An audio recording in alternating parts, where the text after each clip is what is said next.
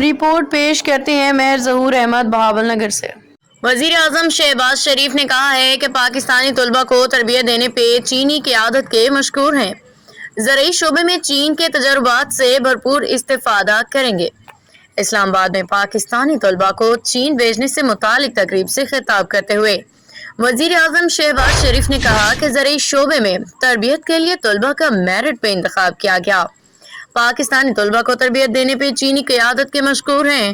انہوں نے کہا کہ اس سلسلے کا آغاز میرے چین کے شانگہائی صوبے کے دورے سے ہوا تھا، جہاں ہم نے زرعی یونیورسٹی کا دورہ کیا تھا۔ وہاں میں انتہائی اعلیٰ معیار تعلیم اور تربیت سے بہت متاثر ہوا، جو ہزاروں طلباء کو دی جا رہی تھی۔ پھر ہم نے فیصلہ کیا کہ پاکستانی طلباء کو بھی چین میں شارٹ کورس کرنے چاہیے۔ وزیر اعظم نے کہا کہ زرعی شعبے میں چین کے تجربات سے بھرپور استفادہ کریں گے۔ زرعی شعبے میں بہتری کے لیے جدید ٹیکنالوجی کی پاکستان منتقلی ترجیح ہے۔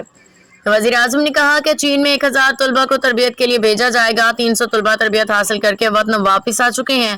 100 طلباء وہاں موجود ہیں، جبکہ 300 طلباء کا یہ بیچ 24 اگست کو روانہ ہو رہا ہے۔ انہوں نے کہا کہ پاکستان ایک زرعی ملک ہے اور زراعت ہماری معیشت میں ریڑھ کی ہڈی کی حیثیت رکھتی ہے۔ انہوں نے چین میں تربیت کے لیے منتخب طلباء سے مخاطب ہوتے ہوئے کہا کہ یہ یاد رکھیں کہ چین پاکستان کا سب سے زیادہ قابل اعتبار اور مشکل وقت کا دوست ہے۔